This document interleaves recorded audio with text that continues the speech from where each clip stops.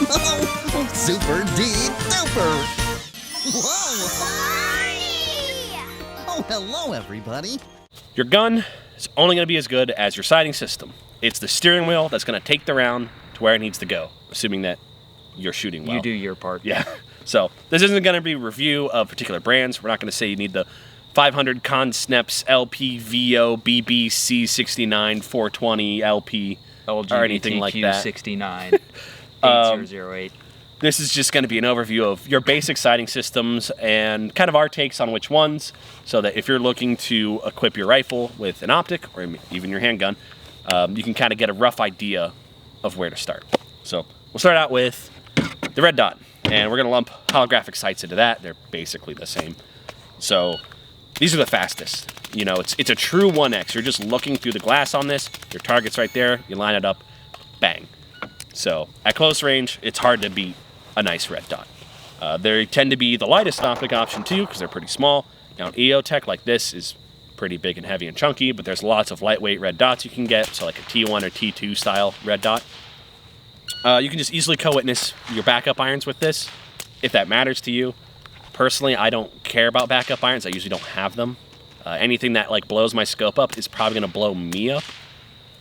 And there's a lot of good options for good prices. $300 will get you a pretty damn good bomb-proof red dot. Keep this in mind as well. This is another pro with red dots. Minimal to no parallax, and that is something that you do have to worry about on a lot, if not all, magnified optics. This, essentially the best way to break this down, Barney style, would be, essentially you don't have to have a perfect sight picture on the optic. You can have your head left, slightly right, as long as the dot is on target. You're hitting where the dot is shooting. With an LVPO, you can have scope shadow, you can have other things that are gonna mess with your parallax. You have parallax adjustment. This isn't an issue on a red dot. And this is crucial with CCW handguns, even rifles, and it's a big deal when you're shooting on the move. It makes a huge difference. Yeah, you don't have to be perfectly lined up, so you can be a little bit quicker in that regard. So a lot of good going for red dots. The downside, it's not magnified. So you're not gonna be able to see far with it, identify things far. And here's the important thing, right? You might see a big cardboard target and be like, well, I can obviously see that. When they're hiding in concealment cover, Yeah. like, You're not luck. fighting cardboard. Yeah. Like, people will hide as much as you hide. So you gotta keep that in mind. So like a 50-yard shot through brush, unmagnified, you might not see anything It's there. pretty difficult. If they're doing everything properly, you might not see them at all. So something to identify your target is helpful, which is where the magnifier is going to come in. So this just clips right behind your red dot, and it's going to give you 3, 4, or 5 times zoom on it. So you get all the benefits of the red dot, except for you're gonna lose your parallax a bit. You're gonna have to line your face up better with this eye box. So the big cons are, when it's flipped to the side or something like this, it's hanging off to the side. It's weight that's gonna throw the balance of the rifle off. Snags, it can get caught on your sling, gear, other issues. But there are other mounting options for this, so keep this in mind. But it's more weight on your rifle. Yeah, you can get like a Unity style mount that is a vertically sliding magnifier, basically. How much money are you willing to spend? And how high you're willing to stick your head above that rifle. Yes. It is way above your center of bore. So if that's an annoying thing for you, then you might not like that much. So another thing is, you're about basically gonna double your optics cost. You're adding another Yes. optic behind your existing optic. And even though you have magnification now for some longer range shooting, you're still just using a dot to aim. Now, like, there are some BDC reticules for red dots, but they're still not crisp, they're not great, they're not as precise as It's something. ammunition dependent as well. And that is another issue. It depends on what you're firing and which ammo you're using. And it can get pretty cluttered in there if you Yes. have all that going on. I mean, nowadays I kind of think the EOTech's getting a little bit cluttered. I kind of like just a straight up dot on a lot of stuff, especially on handguns. But you're not going to get a nice crisp reticule like you would with a prism sight, like the ACOG. So these are going to have an etched reticule inside of there. So even if you don't have illumination, you have something there that you can just aim. Very fine aiming point. So these tend to be pretty crisp. They usually, almost all of them, basically all of them, will have a BDC of some kind. So even if it doesn't line up perfectly with your round, it gives you a rough idea. Ideally, you want to select a barrel length, a suppressor, everything, your ammo, to line up very well with your BDC. With your BDC. It's like, even though this, BDC is set up for a 16-inch rifle, with the 77 grains I shoot and this suppressor, this lines up out to 600 yards within 4 inches, plus or minus 4 inches. So that's good to go on that. Magnification. Prism sights 1x for some reason exist. I don't know why, but you can get like 2s, 2.5, 3. This is a 3.5, 4. But you got a few downsides that come with adding magnification. One of those is going to be your eye relief. And generally speaking, prism sights are pretty bad when it comes to eye relief. You got to be right up on them. Yeah, they can be pretty tight eye boxes. Yes. Like, I thought people say the ACOG's bad. The Burris one was so much worse than the ACOG. Oh yeah, the Burris was atrocious. But yeah, the ACOG to me is pretty usable. Now the bend-in aiming concept is the idea that with the prism sight, you can keep both eyes open and shoot that way. Yep. But when we tested that was throwing rounds quite a bit off. Like, okay, 6-7 inches doesn't sound like much, but that's the difference between I stopped you immediately and I hurt you instead. And can you hurt got me back. rounds, yeah. Yeah. All right, next up on the list, LPVO, low-powered variable optic. So this is low-powered variable. It's an optic. Optic. Yes. So 8x to 1x for this exact one. This is a Trijicon Credo. So the good thing about that is you can get a lot of magnification. I mean, they make them higher than 8x now at this point. And a lot of them will have a BDC, so you can get some very accurate drop calculations. You can do your ranging without having to use an active laser, just like with your prism sight. But you're just getting a little bit more precise, a little bit more zoom. And now if you have a rifle set up as like a DMR rifle, and you have a non-BDC reticule, you can have ammo that matches that exactly. You know, you can grab your turret and dial that in and really push an AR out to like 800 yards. I mean, I've gone 800 yards with an 18-inch with this exact optic on it. Yeah. So an LPVO can add a good bit of range to your rifle. The downside, it's big, it's chunky. Yeah, it's That's a very a big, heavy thing. I think it's 1.5 pounds or something like that. It makes the rifle substantially heavier. Yeah. On some things, it can get in the way of accessories, actually. So on this particular build, for night, I cannot use my pressure pad for my IR light up here if I were to have it on. It's on the other rifle right now.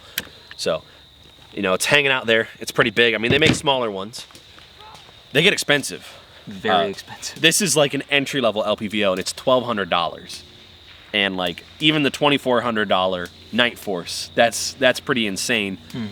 Which gets me to the next thing. 1x. These aren't a real 1x zoom, and some get close. The Night Force gets close, but it still feels weird. It's really hard to describe. It's off. Yeah, I don't think we could possibly describe how the 1x on LPVO feels until you hold one up and look through it. It's like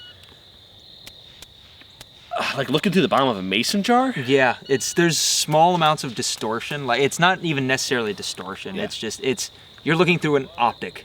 Yeah. And I think another point that you have to keep in mind here as well, especially on a rifle that you're going to be using up close, this is a tube style optic is greatly going to limit your field of view. Yeah. Like, there's no way around it. Like, and you have to keep that in mind. And I think it's crucial on a lot of these to have offset red dots. Like, it just, Well, yeah, because you know do everything rifle.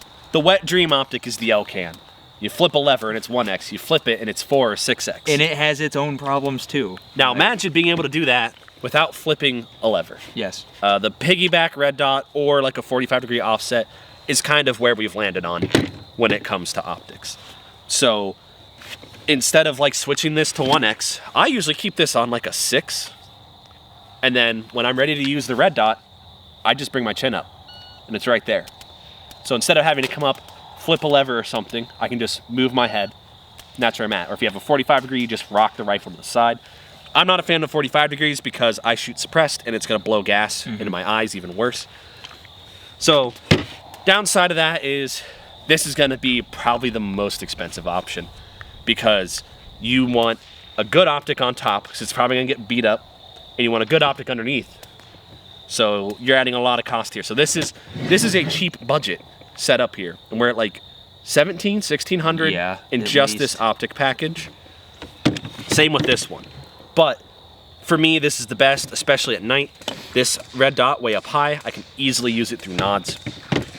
Basically, to wrap it up, our conclusions here: red dots, that's for your pistols, your PDWs, like the flux brace, yeah, and a breacher rifle. So if you're within a team of people and you're in an urban area, you might want a rifle that's dedicated to kind of go in first, a nice short package. So if you want more info on like how to set up your team, watch our Modern Minuteman video.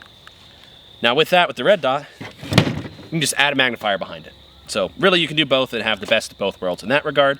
But again, this isn't going to perform out to the long range. So again, breacher rifle, something like that, maybe a little more magnifier. capability. Now your standard Modern Minuteman, whatever you want to call it, combat rifle, I'd recommend probably a prism sight. A nice prism sight or something like that. Doesn't have to be an ACOG. You can get the primary arms ones are really good. And if you have the skill and the abilities and the amount of time to shoot enough to get good, an LPVO can really extend your ranges out, even on the same barrel length as with the prism sight. So I wouldn't say the LPVO is great for anyone. You gotta have the marksmanship abilities, you gotta know the drops of your rounds, you gotta be very knowledgeable in long range shooting before you can start looking into an LPVO. And then basically on all these magnified things, if you can, an offset dot or a top dot, especially if you're shooting with night vision. God forbid you do need it up close, you'll wish you had it. Yeah, so like, I can shoot the ACOG up close, but man, I like the red dot on top a lot better. And again, for night vision, you need some way to passive aim, because it is very fun and easy to shoot with the IR laser. But if they also have night vision, you do not want to turn that IR light on. Yeah, you're talking any more than everyone you where need you're to. at. So the big thing here is think about what you're building your rifle for. If you have a team of guys put together, think about what your role is on that team, and now tailor your optics to that. If you can go out there and try some optics, go for it. I wouldn't buy them all and work your way through it. Kind of do a little thought exercise, think what might be best for you, and spend your money wisely that way and train with it. Okay, I didn't need that one anyway. I fucked it. I reflexively went back to my top dot. Yeah.